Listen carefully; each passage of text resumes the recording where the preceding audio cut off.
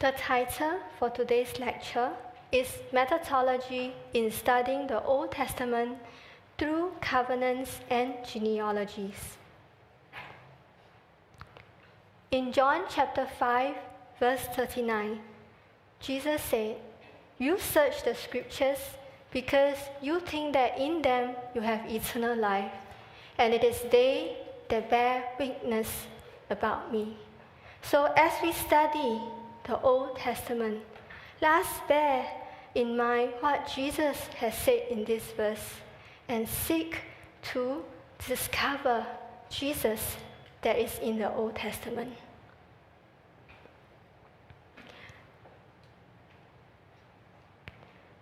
Jesus stands in the center of world history. He is the one that divides BC and AD. And in order to know Jesus who is to come again, we are to study the Old Testament that testifies of Jesus came. So just like in Hebrews chapter 9, verse 28, it says, "So Christ, having been offered once to bear the sins of many, will appear a second time, not to deal with sin, but to save those who are eagerly waiting for him." So Jesus will come again.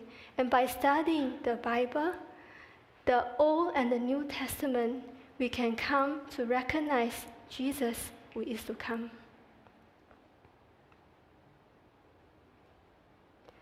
The Bible is the blueprint of God's salvation for mankind. And in order to understand Jesus who came and will come again, it's important to study the Old Testament and the New Testament. So, how do we study the Old Testament? We study the Old Testament by looking at the covenants that are passed down in the genealogies recorded in the Bible. So what is a covenant?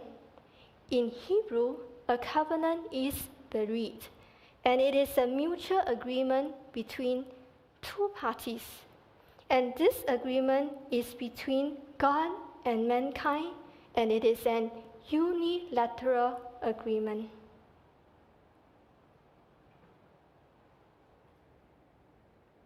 So just as is written in Genesis chapter 6, verse 18, God says to Noah, "But I will establish my covenant with you, and you shall come into the ark, you, your sons, your wife, and your sons' wives with you." God is the one who establishes the covenant, and he will be the one who will fulfill it. Berit also means to break apart. And this word originated from an ancient Near Eastern practice of cutting an offering into two pieces when an important covenant is established. So just like the meaning of the word, if either party of the agreement do not keep the agreement, they will be torn apart just like the offering. In Greek, covenant is diatheka, and it means to place between the two. And this signifies that a covenant is made between two parties in the Bible, God and his people. Another meaning of covenant in Greek is a will. And just like a will, a covenant is given unilaterally to us by God too. So, why did God establish covenants with his people? In 1 John chapter 4, verse 16, God says, "So we have come to know and to believe the love that God has for us. God is love, and whoever abides in love abides in God, and God abides in him." And we know the very famous verse in John chapter 3, verse 16. "For God so loved the world that he gave his only Son, that whoever believes in him should not perish but have eternal life. So those of us who have come to believe in Jesus have received this eternal life. So covenants are made in God's love. And the very purpose of establishing covenants is for God to become one with his people. And just like in John chapter 1, verse 1, in the beginning was the Word, and the Word was with God, and the Word was God.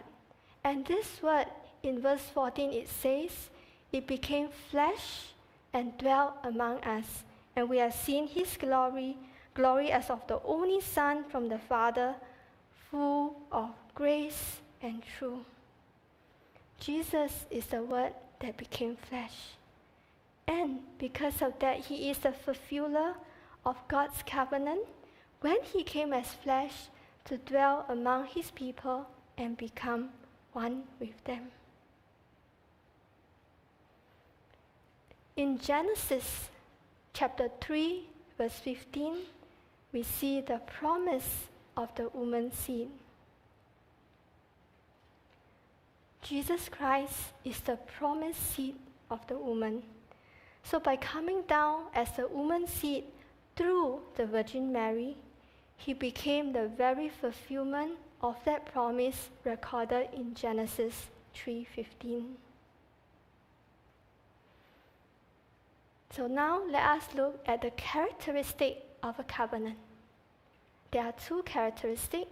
First, it is unilateral and sovereign.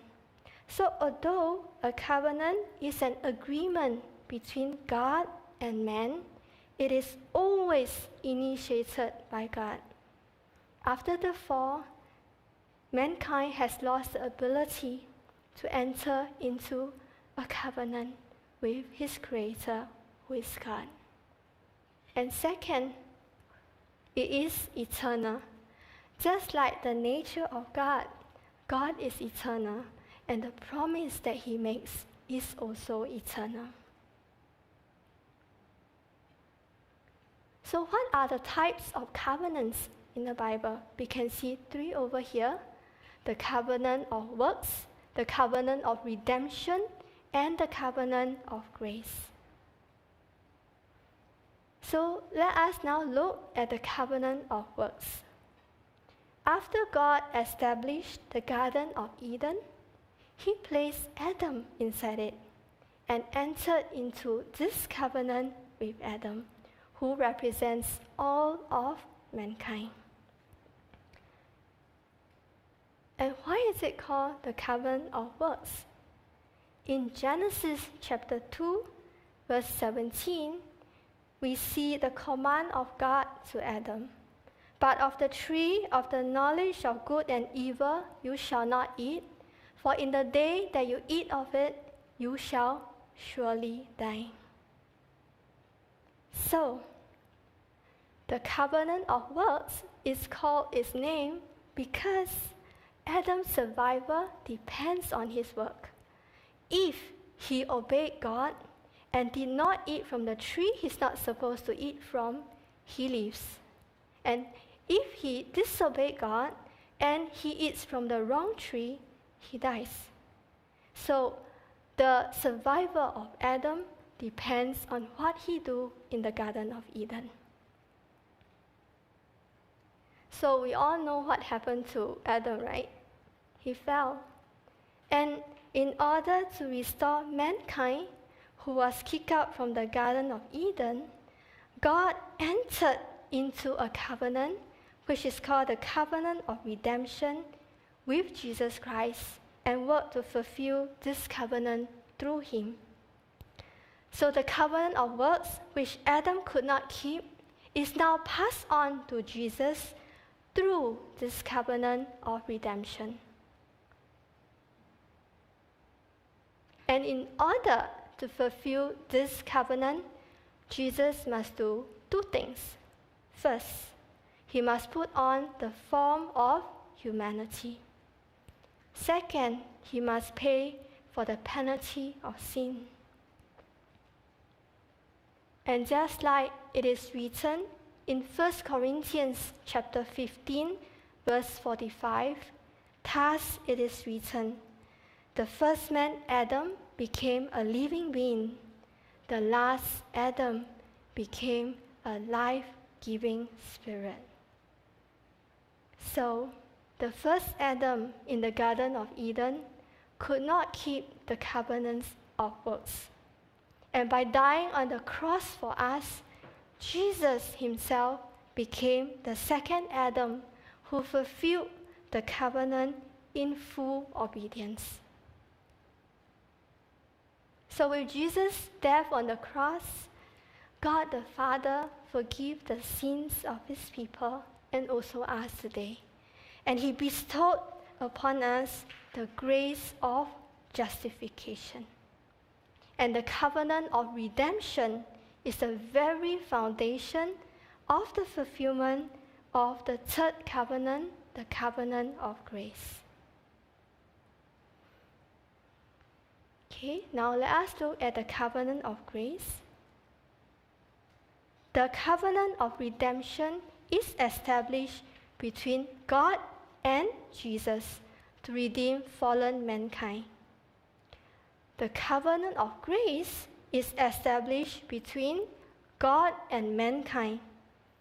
And this is when we can receive salvation and eternal life by believing in Jesus who came and died for us on the cross.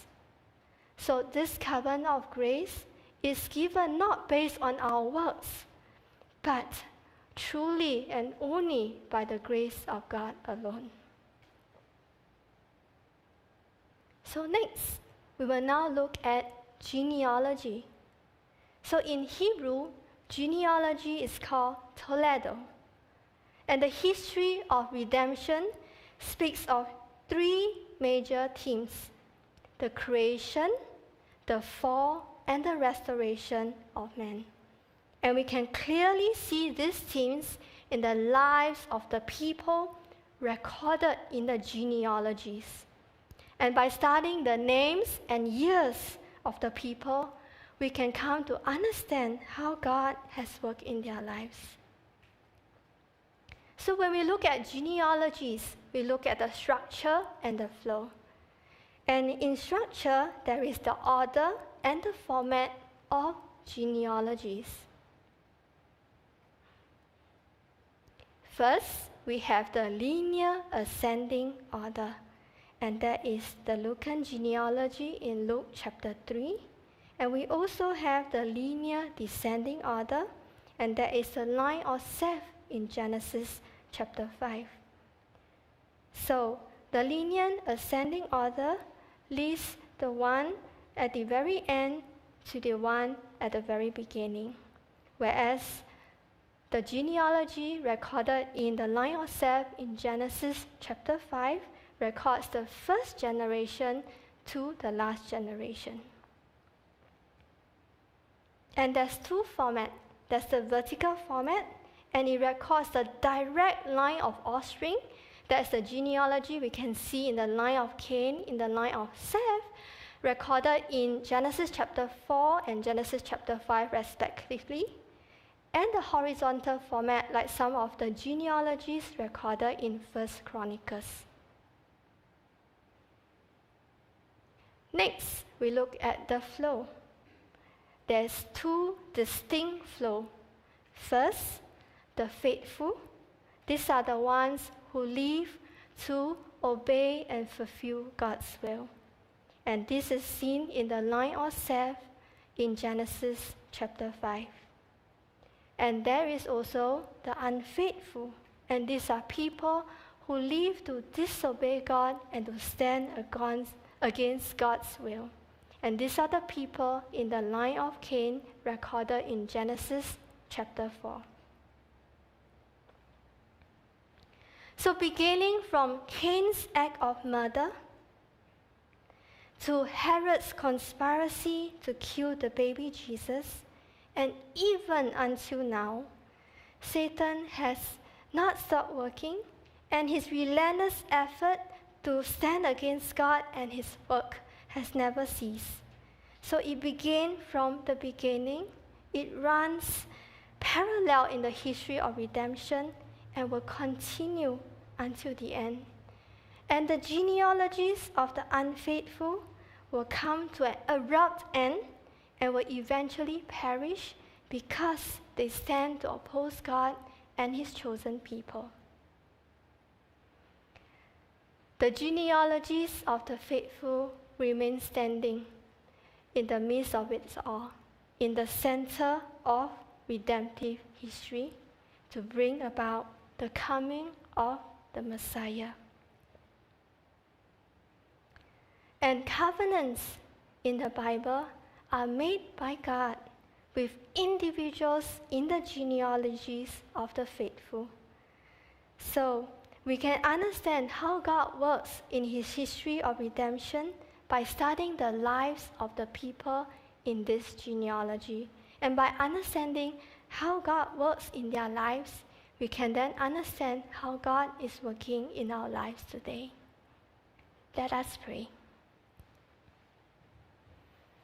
Our Father in heaven, we thank you for being our God. We thank you for calling us your children, and you are our Father. You came in love, and we have received your grace to come to believe in Jesus whom you have sent. And by believing in Jesus whom you have sent, we have come to receive eternal life. We thank you for everything that you have done for us. Help us to continue to study your Bible, and help us to come to understand your work and your mystery of the Bible by studying and seeking to discover Jesus who is written within. We thank you, Father God, for everything you have done for us, for being with us until now. In Jesus' name we pray. Amen.